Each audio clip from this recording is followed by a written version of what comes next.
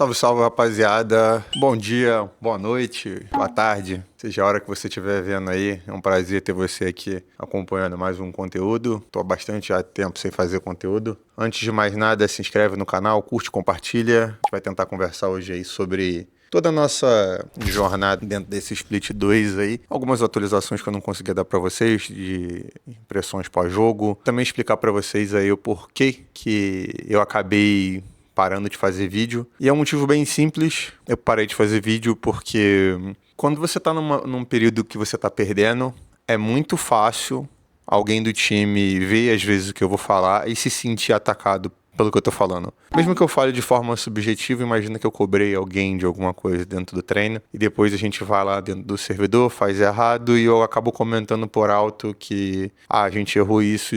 Essa pessoa sabe que no fundo é pra ela, ou essa pessoa vai saber que, ele tá reclamando aqui que o time tava tilt, mas claramente eu aqui tava tilt, dava pra ver. Então, preferi poupar os jogadores e me poupar também desse estresse. Não que eu não quisesse falar. Eu sinto que na conversar aqui ainda também é uma ferramenta, às vezes, de desabafo, que a gente consegue trocar uma ideia, que a gente consegue esvaziar um pouco. Mas tem certas coisas que tem momentos, e esse daí foi um momento que eu priorizei só mais focar nas coisas que estavam acontecendo aqui no time. Explicando alguns moves que a gente fez, né, de algumas substituições. Por que a gente fez esses moves e tudo mais? Porque a gente achou que com o nerf da Neon, ela ficaria realmente muito mais fraca.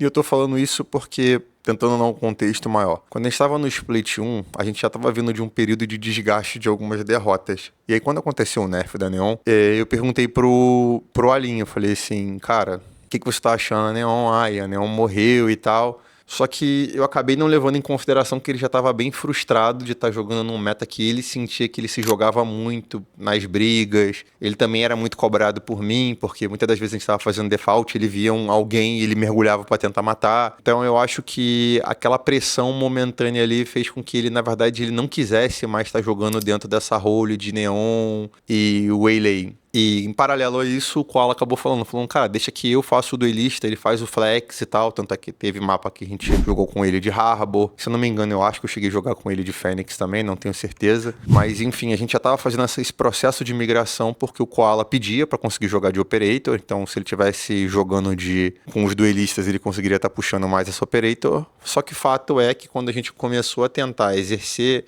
o uso dessa Operator dentro de um meta que envolve muito a WoW e blá blá blá, continuou muito difícil. Por que continuou muito difícil? Porque é muito fácil você ser Operator quando você é Chamber e você é Yoru. Por que é fácil? Porque você pode tomar risco dentro dessas WoWs, smokes e tudo mais, achar um timing que você acha que seja bom e você tirar esse kill com facilidade. Mas é muito mais difícil de quando você é uma Neon, por exemplo, que você às vezes vai pegar um kill numa posição muito difícil, você não vai conseguir voltar, senão o adversário não vai te dar a volta. Então a gente começou a ter muita dificuldade com isso. Em paralelo, entraram o Basic e o Shy. O Basic, ele já era uma pessoa que claramente eu queria testar ele esse ano, porque desde o ano passado eu já segurava ele. Assim que o inglês dele melhorou, eu fico muito triste pelo Nerve, porque ele era um cara muito amigo, ele sempre mergulhou, sempre se jogava na bala pra tentar fazer uma role diferente pra gente. Só que, infelizmente, é foda, né? Você tá jogando numa role que o IGL quer e precisa jogar dentro dela para ele conseguir entender o que tá rolando melhor, que no caso era o caso do Art. E eu também queria botar muito o Basic, porque eu sentia que o Basic ele conseguiria brilhar dentro da liga. Eu joguei com ele no ano passado, então eu sabia do potencial dele, já tinha jogado contra ele dentro do Challenger, sabia quanto que ele menino era bom. E aí a gente começou treinando de Fênix, só que não tava dando muita liga, porque o próprio Basic tava inseguro em relação a role. O Koala também não estava confortável jogando de Neon, não estava grindando, e eu sentia ali que mais era como é que eu vou dizer? Era mais aquele negócio de o jogador tá tentando achar soluções simples para problemas complexos. E aí, quando a gente ganhou a primeira Sunset que a gente jogou contra a Leviathan, isso foi uma certeza muito grande que a gente não deveria estar indo pelo caminho do meta, que a gente deveria estar indo pelo outro caminho, que era jogar contra o meta, jogar com coisas que o Basic fosse bom. Só que é foda de falar isso, mas sabe quando você sente que você tem uma composição que ela é one trick, que você vai ganhar uma vez com ela e depois você vai perder as outras, porque seu teto de jogo está muito limitado em termos de leitura, os times vão aprender como se adaptar, como jogar contra. E começou a acontecer isso. acho que eu até cheguei a falar em entrevista, o Basic ele teve a melhor partida de Breach que eu já vi numa Heaven, individualmente de um Breach. Muitas das vezes os casters do cenário falam fulano é bom de fade, porque viu os status. Só que não viu, às vezes, a utilização de recursos. Obviamente, eu não tô falando de nenhum caster específico, eu tô falando isso de uma forma geral, ampla. Só que o Basic, além dele matar com o Breach, se você olhar os momentos que a gente vai fazer confrontos no mapa, ou que ele tá dando retake, sempre tem alguém cego, ultra stunado, e o time tá ganhando posição em cima. E mesmo ele jogando, mano, a melhor partida de Breach que eu já vi, a galera acertando balas impossíveis na Heaven contra a Envy, mano, a gente ganhou num sufoco do cacete. E aí, quando a gente perdeu o último jogo, eu cheguei pro Arte e falei, ó, obrigado por você ter tentado de todas as formas. Eu sei que, mano, várias das coisas que estão acontecendo aqui te deixam numa zona muito ruim de desconforto, mas eu preciso que você foque em ser o cara que jogou pra gente no kickoff, que vivia, que era muito impactante. Você precisa voltar a ser esse jogador. E ele sentia muito o peso da responsabilidade de ver o bloco desorganizado e ele ter que puxar brigas, ele ter que puxar coisas pra gente, tal qual ele já fez no MBR, pra ele poder abrir espaço pro time e falar, cara, se você for por esse caminho, vai perder com certeza, porque eu perco o cara que decidia jogadas atrás, que é o cara que vocês viram fazer um clutch bizarro aí contra a G2 e tantos outros clutches, para ser um cara que às vezes tá, tipo assim, mano, tentando sempre pensar um jogo pra frente, que honestamente eu trabalhando com ele, eu não acho que esse é o melhor jogo pra ele. E aí ele focou só nisso, falou, vamos tentar então os dois duelistas mesmo, já que a ideia é essa, vamos pra dentro, é o que é forte. E assim que a gente começou a treinar com um bom direcionamento, eu fiz o Koala e o Basic prometer que a gente ia acordar cedo todo dia, pra gente conseguir estudar o jogo, entender como é que jogar contra bons times, o que a gente precisaria, entender que todos os times já estavam tentando copiar o próprio meta da Leviathan, como que a gente ia conseguir se achar dentro disso. Mano, os moleques deram a vida nessa parada. O desempenho deles, eu acho que tá muito atrelado o quanto que eles estudaram ao longo desse período. Quando a gente ganhou da G2, o Alex, que é o coach da PaperX, ele mandou uma mensagem pra mim falando, pô, mano, muito da hora ver a jornada de vocês, porque vocês evoluíram muito num curto espaço de tempo, e pô, isso é absurdo, não sei como é que vocês fizeram, mas foi uma parada sinistra de ver, e só quem sabe, só quem vive de fato essa rotina entende o quanto que é difícil de você grindar conceitualmente tão rápido nos mapas, que nem a gente acabou fazendo. Só que ainda tem mapa que eu acho que a gente ainda tem como melhorar, tem algumas surpresas aí que a gente tá querendo trazer, mas fato é que a gente grindou um estilo que a gente estava tentando antes jogar com Operator, para fazer o nosso delista jogar com Operator, para um estilo que agora a gente joga muito de fuzil, e a gente agora também tá tentando entender como a gente vai mixar os dois estilos, porque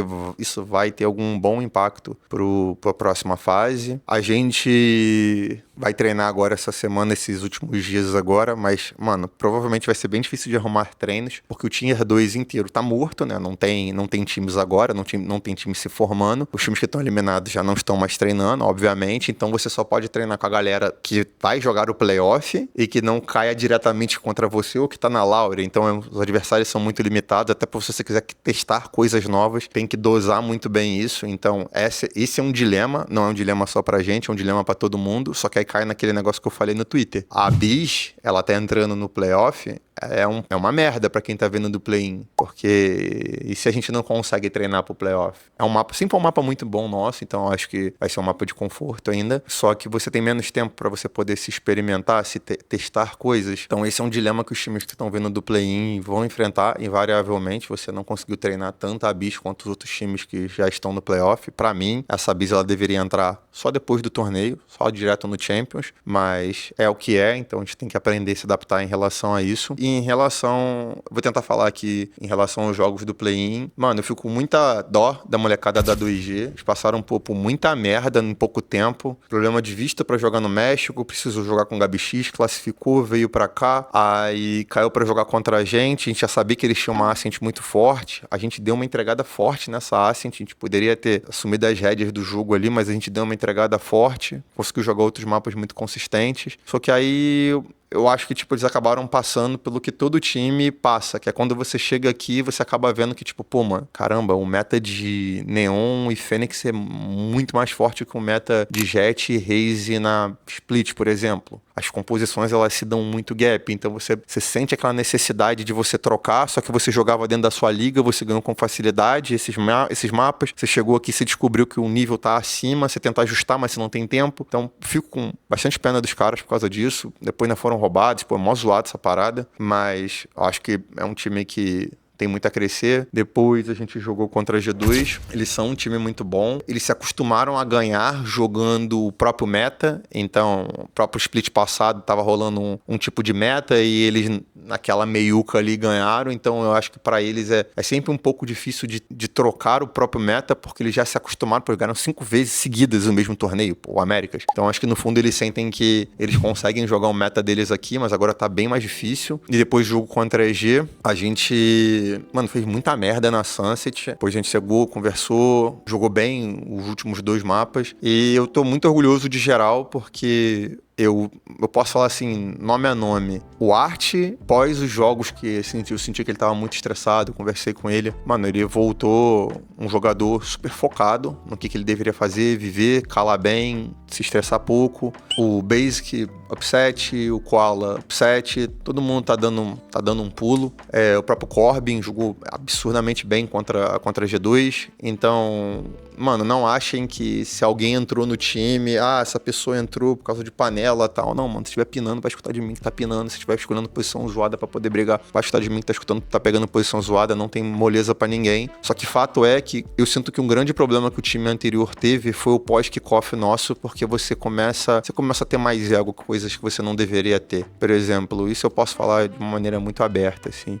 O Art sempre foi um cara que ele sempre cobrou, ele sempre, dentro dos treinos, ele sempre foi um cara do tipo assim, um comportamento mais duro, do tipo, mano, não vamos ramelar com isso, vamos fazer isso daqui na moral. E sempre pra mim foi uma parada muito normal, porque eu também sempre tratei assim os outros times. Só que ele fazia isso dentro do kickoff, a gente ganhava e isso não era um problema. Quando a gente começou perdendo o Américas, no Split 1 isso se tornou um problema. As pessoas começaram a ficar com um ego muito frágil. Você, fala, cara, olha só, no meta que a gente tá jogando aqui, por exemplo, na Split você precisa jogar fixo nessa posição, porque você é o único agente que consegue, sei lá, pegar essa info e ainda parar uma briga. O cara quer jogar na rotação. Fala que não vou jogar, não é meu estilo. E a gente começa a perder, a gente tenta achar soluções lógicas para problemas e você começa a escutar que é só jogar feliz, é só jogar confiante e tal. Então, isso foi um problema muito grande pra gente, só atrasou muito nosso desenvolvimento. Algumas coisas que elas aconteceram dentro da equipe, elas precisavam acontecer, eu me arrependo de elas não terem acontecido antes, porque se elas tivessem acontecido antes, a gente poderia ter solucionado problemas antes. Eu entendo que é muito difícil, às vezes, pro público aceitar certas coisas, mas o desenvolvimento de uma equipe, ela não se dá dentro de um jogo que você só perdeu, ela se dá durante a sua semana de trabalho, como que a sua semana de trabalho foi. Se é muito difícil conversar com você sobre problemas, se é fácil, se é tranquilo. Cara, o Basic ele é bom porque além dele ser bom individualmente, ser talentoso, é porque ele escuta, é porque ele aceita. Basic, você errou isso, você precisa fazer isso. Pô, beleza, foi mal. Errou dentro do treino, puxou a orelha dele. Mano, é óbvio que ninguém gosta de ter sua orelha puxada dentro do treino pra cada merda que você faz. Só que ele cresce muito com isso, ele evolui, ele não erra aquela mesma coisa que ele errou dentro do treino, ele não erra no campeonato, e ele sabe identificar se aquilo ali vai ser errado ou não, ele avisa. Mano, me espera porque eu vou bangar, não abre antes. Então, tipo, os seus erros da sua semana de treino, eles têm que ser um aprendizado pra você chegar bem dentro do campeonato. E não me cobra dentro do treino porque eu não gosto, isso daí destrói meu psicológico. Então, assim, te sentiu muito essa trava. Então, eu sou muito grato da gente já ter chegado onde a gente chegou, porque foi num nível de pressão muito bizarro pra gente conseguir pegar essa vaga dos playoffs. Eu sinto que voltei a ser uma pessoa que, na verdade, eu não gosto muito de ser, que é uma pessoa, às vezes, meio cri-cri, que implica com tudo dentro do jogo. Não faz isso, não faz aquilo, vamos fazer isso daqui dessa forma. Isso daqui tá viajando. Tipo, eu sinto que é chato ser assim, só que funciona. Querendo ou não, funciona quando as pessoas estão abertas, entendeu? Você erra muito menos. Prova disso é só ver a quantidade de pistas que a gente converteu durante os play-in. Então, às vezes não tem um outro caminho. Às vezes você realmente precisa de pessoas que elas sejam mais duras e as pessoas precisam aceitar. Só que é muito difícil quando o ego sobe muito. Então, é isso. Tô extremamente orgulhoso. Falei que ia ter vídeo de conteúdo nessa semana, mas acho difícil. Peço desculpa. Mano, tem vários conteúdos muito irados que eu pretendo mostrar pra vocês, mas vamos esperar a coisa dar uma estabilizada.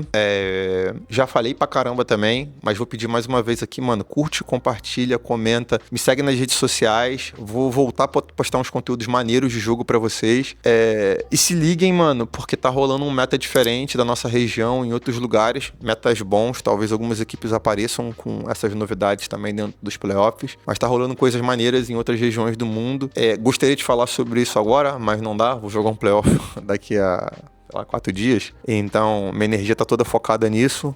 Mas em breve a gente volta, troca essa ideia. Cara, é sempre um prazer estar conversando aqui com vocês. Eu recebo muitas mensagens de apoio. Eu já agradeci isso várias vezes dentro do Instagram. Vocês fazem isso daqui ser uma parada mais prazerosa pra mim. Sentar, eu tô falando com a câmera, eu não tô falando com você. Você sente que eu tô falando com você, mas eu tô falando com a câmera. É um trabalho solitário, mas é muito maneiro de fazer. Então, muito obrigado a todo mundo. É isso, rapaziada. Torçam pela gente. Também um agradecimento aí também que, mano, o Charola, ele veio, ele ficou com a gente aqui e ele entendeu coisas que, por exemplo, no ano passado ele não entendia, problemas de relacionamentos interpessoais. Mano, em nenhum momento ele deu trash talk na gente na stream, em nenhum momento ele conseguiu entender uma outra realidade. E o tempo inteiro ele tava aqui falando, rapaz, vai dar certo, Chau, isso daqui vai dar certo, vai dar certo.